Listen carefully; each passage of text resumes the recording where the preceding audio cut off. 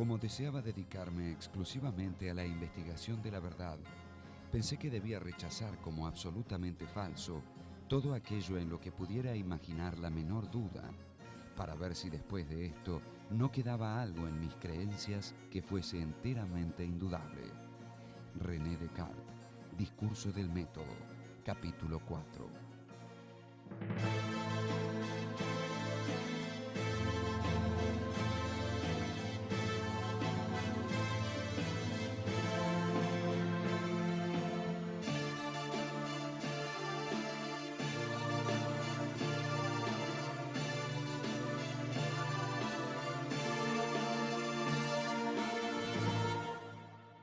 René Descartes. Para ubicar a la vida de Descartes hay dos hechos fundamentales. Desde el punto de vista internacional europeo, la Guerra de 30 años, donde Francia, vencedora, aliada de Suecia, llega a desmembrar el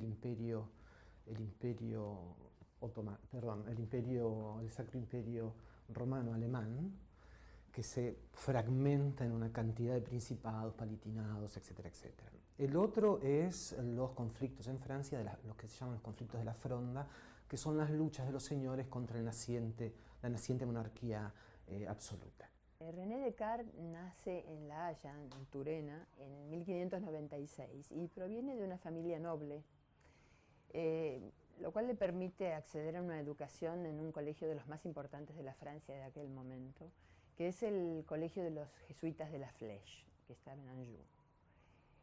Allí recibe una educación escolástica, que precisamente va a ser criticada por él a lo largo de su vida, en la medida en que no le proporcionaba las herramientas o la metodología como para acceder al descubrimiento de nuevas verdades. Más bien Descartes sí se opone a la escolástica, pero la escolástica decadente, lo que se llama segunda escolástica, que él estudió con los jesuitas en la Flèche, y también se opone al pensamiento aristotélico, lo que se llama pensamiento aristotélico heterodoxo, que era más bien un pensamiento materialista, ateo, etc. Eso con respecto a la escolástica, porque del pensamiento medieval auténtico, propiamente de la escolástica, propiamente de la patrística, como San Agustín, ya está probado de sobra que Descartes se nutre y se nutre abundantemente. Entonces, se lo considera Descartes habitualmente como fundador de la filosofía moderna, en el sentido de que inaugura una nueva perspectiva para pensar el mundo, totalmente diferente de la educación escolástica que recibe en el colegio de los jesuitas. De tal forma que no se podría conocer un autor si no se ve contra qué reacciona, entonces no se podría conocer a Descartes sin conocer este movimiento, que es el de los llamados libertinos eruditos. Los libertinos eruditos no constituían ni una escuela, ni un movimiento homogéneo, ni sistemático, pero sí un cierto ambiente intelectual, de cierto ambiente aristocrático, de nobleza, más bien disolvente, contrario a la moral cristiana, contrario a la importancia de la teología en la vida diaria.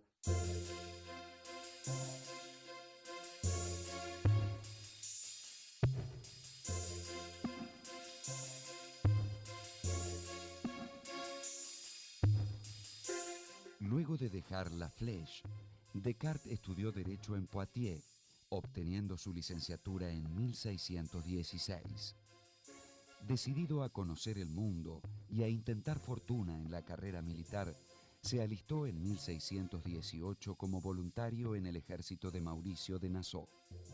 El regimiento de Descartes estaba acantonado en Breda. En un invierno de 1619, en un cuartel de invierno en Neuburg, tuvo lo que él se llamó algo así como una revelación intelectual, que tenía que ver con sus intereses por la matemática, por el cual él se da cuenta de la posibilidad de generalizar el método matemático a todas las demás ciencias, dándoles entonces esa certeza de la cual carecían.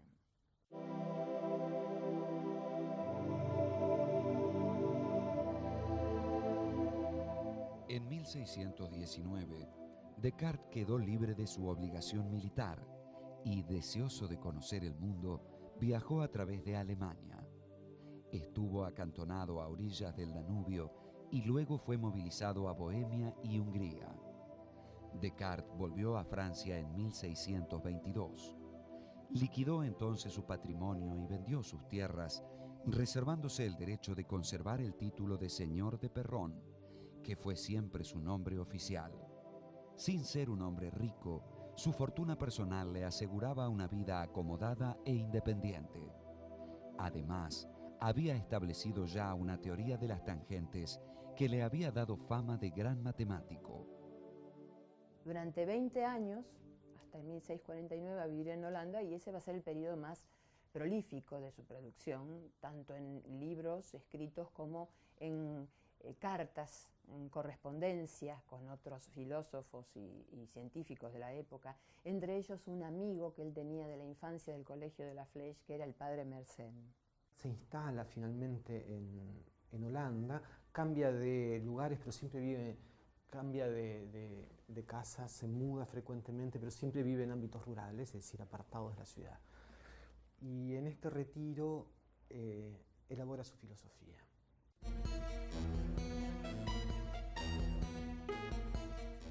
En 1630 se instaló en Ámsterdam, donde se vinculó con médicos, matemáticos, teólogos y físicos. Por esta época, inventó una máquina destinada a tallar lentes que aumentó su renombre. En 1633 escribe un tratado de la paz o del mundo, en el cual él parte de la posición de la perspectiva, de la nueva perspectiva del mundo proporcionada por la teoría heliocéntrica de Copérnico. Pero no se anima a publicarla. En realidad se autocensura. ¿Por qué? Porque coincide el año de esta publicación o de esta obra con el año de la condena de Galileo, precisamente por la misma razón, por adherir a la teoría copernicana. Descartes consideró prudente no imprimir su tratado y decidió dar a conocer en cambio algunos trabajos menores. Para esa edición, redactó una introducción que llevó por título Discurso del método para bien dirigir la razón y buscar la verdad en las ciencias. Propuso allí un método para aumentar el conocimiento, que se resume en 4 reglas: la de la evidencia, la del análisis, la del orden gradual de complejidad, también llamada regla de la síntesis, y la de la recapitulación. La primera regla del método dice que no se debe tomar como verdadero sino lo evidente, es decir, lo que se presenta al espíritu con total claridad y distinción, de manera que no pueda ser puesto en duda. Es decir, una idea es clara cuando es totalmente manifiesta al espíritu, y es distinta cuando no se la puede confundir con ninguna otra. O sea, es totalmente diferenciable de las demás. Descartes dice, quiero llegar a una verdad absoluta. ¿Sí? Para eso voy a dudar de todo lo que creo. O sea, voy a dudar de todo aquello sobre lo cual tengo una mínima razón de dudar. ¿Sí? Esta es una duda metafísica. ¿Por qué? Porque no es una duda cotidiana. Nosotros podemos dudar cotidianamente, por ejemplo, del testimonio de nuestros sentidos cuando confundimos una persona, o nos equivocamos a lo lejos, o pensamos que escuchamos un ruido en casa y era un ruido afuera, etcétera, etcétera, etcétera. Esta duda es mucho más radical, porque dice lo siguiente: todo lo probable es falso y todo lo posible es falso. Es decir, hay una verdad absoluta y una falsedad. Todo lo que está en el medio, la probabilidad, el más o menos, el quizás, el puede ser, etcétera, etcétera, es falso. ¿Sí? O sea, hay una verdad absoluta, nada más. Por lo tanto, voy a dudar de aquello que en general no tengo razón de dudar. Entonces dudo no solo de la exposición de mis sentidos respecto a los cuerpos, sino dudo de los sentidos respecto a mi cuerpo. O sea, dudo que yo tenga una cabeza, que tenga un pie, que tenga piernas, etc. ¿Por qué dudo de esto? Porque en el sueño pienso lo mismo. En el sueño me siento a mí en una posición, por ejemplo, sentado aquí hablando con usted, y sin embargo estoy soñando en mi cama. Entonces dudo de todo, dudo de que yo tenga un cuerpo. Y dudo también, por razones especialmente complejas, de que 2 más 2 sean 4, es decir, de que todas las verdades de matemática que se me presentan tan evidentemente sean verdaderas, porque puedo imaginar que hay un Dios maligno que me engaña. En otras palabras, esta es la regla que expresa el criterio de verdad, o sea, la pauta que seguimos para darnos cuenta de cuando estamos ante el conocimiento de la verdad, que no es otra cosa que la evidencia. Pero esa evidencia está en la idea, o sea, está en la representación intelectual de lo conocido. Y la idea no es más que una representación subjetiva, de manera tal que la pauta o el criterio para descubrir lo verdadero no está en las cosas, sino está en el sujeto.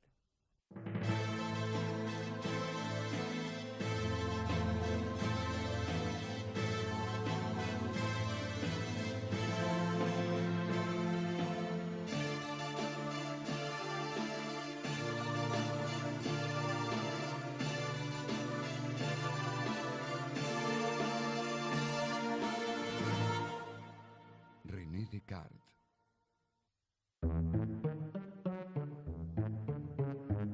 Estoy seguro al menos de que existo, y de que existo como algo que piensa.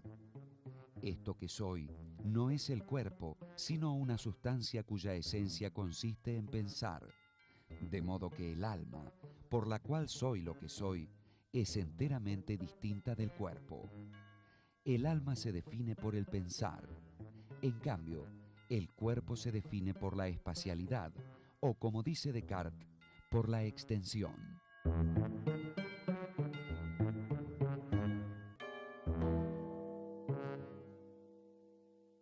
Hay una distinción real entre cuerpo y alma. Es decir, no hay cuerpos que puedan ser, cuyo movimiento pueda ser explicado por propiedades espirituales. ¿Sí? Y el alma, por otra parte, no tiene nada que ver con el movimiento de los cuerpos porque es pensamiento puro. ¿Sí?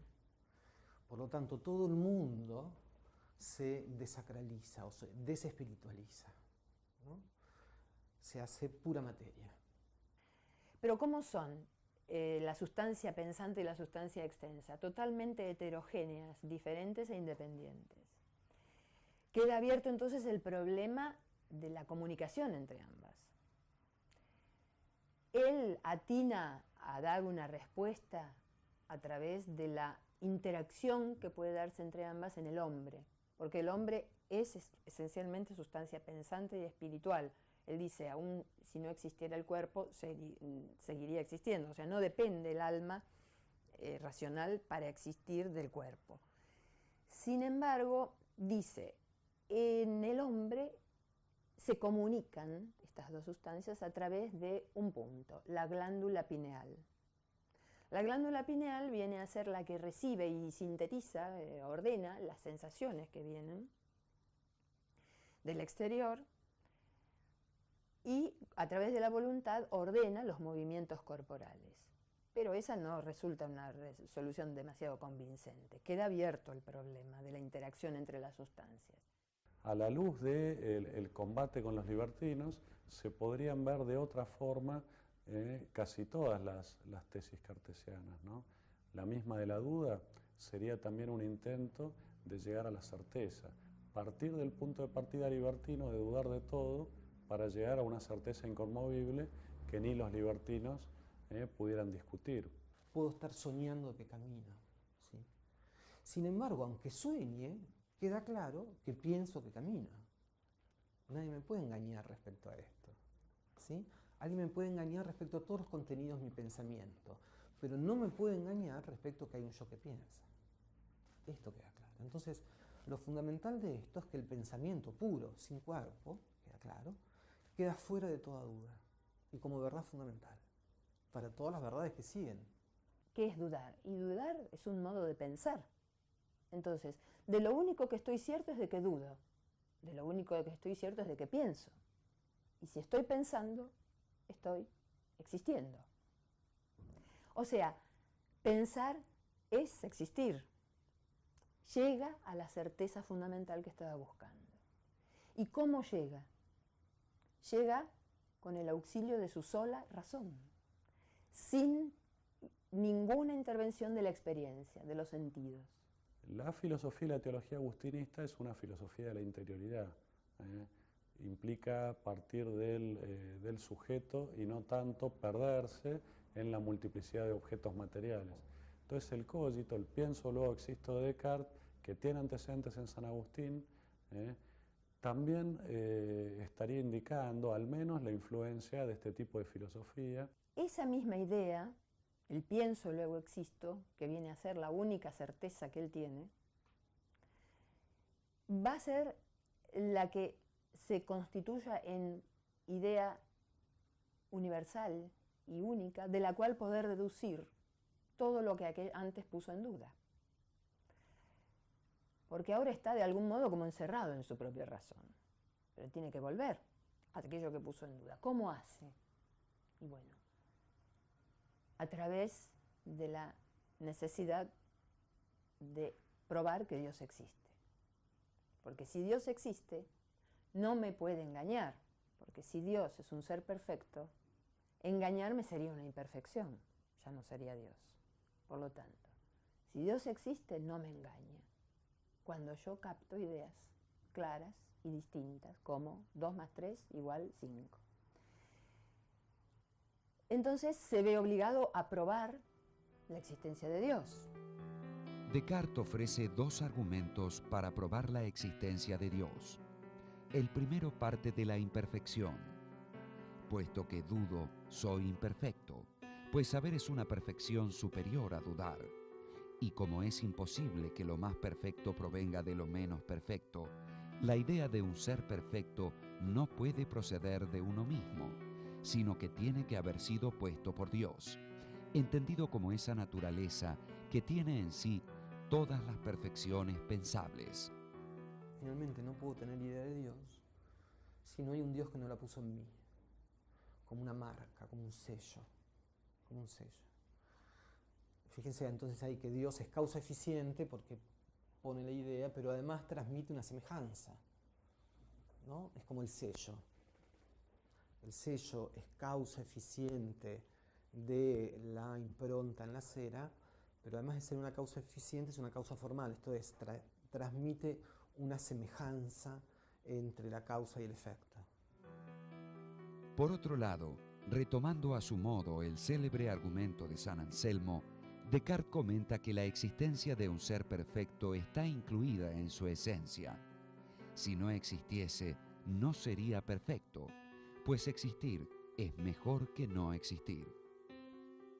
A partir de acá, como sigue, de Dios deduzco todas las leyes de la física. Este es lo que el siglo XVIII llamaba el espíritu de sistema, es decir, dada una verdad fundamental, puedo deducir absolutamente todas las verdades. Y por lo tanto deduzco una física. Pretensión absoluta de la filosofía, a la cual la filosofía ya ha renunciado desde hace tiempo. La publicación del discurso del método puso a su autor en el centro de las discusiones intelectuales de su época.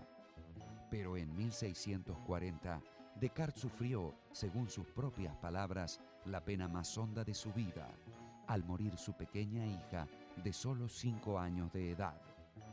Para superar su dolor, Descartes se refugió en el trabajo.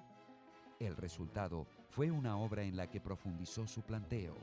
Se tituló, en latín, Meditaciones de Prima Filosofía. Las conocemos hoy como Meditaciones Metafísicas. Descartes publica la primera edición de las Meditaciones Metafísicas, es de 1641 en latín, en 1642 salen en francés. Son 6 meditaciones, no tienen más de 80 páginas. Después Descartes agrega, invita a los sabios de la época a hacerle objeciones y él escribe las respuestas, con lo cual ustedes van a ver que el libro de las meditaciones se agranda enormemente.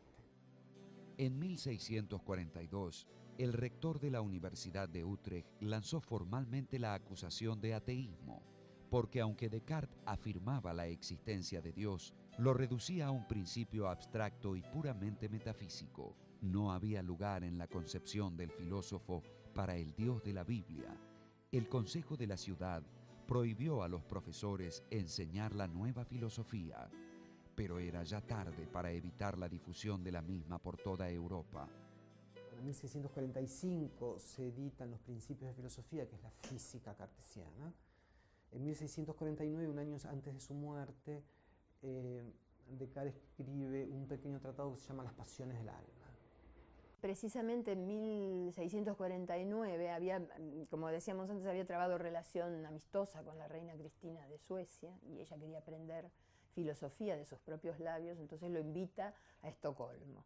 Él acepta y se va allí, a instalar allí en 1649, y precisamente el frío de Estocolmo y el levantarse de madrugada para cumplir con el pedido de la reina hace que contraiga una pulmonía que resultó fatal y finalmente muere en febrero de 1650 y es enterrado en París.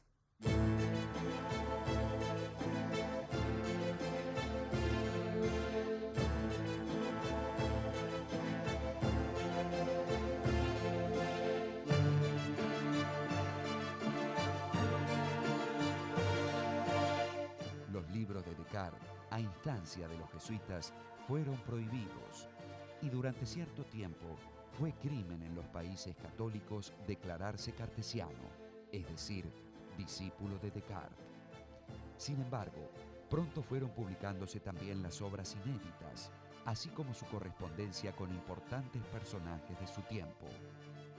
Su obra señala el momento en que el hombre europeo abandonó el criterio de autoridad y abrazó el ideal de la razón.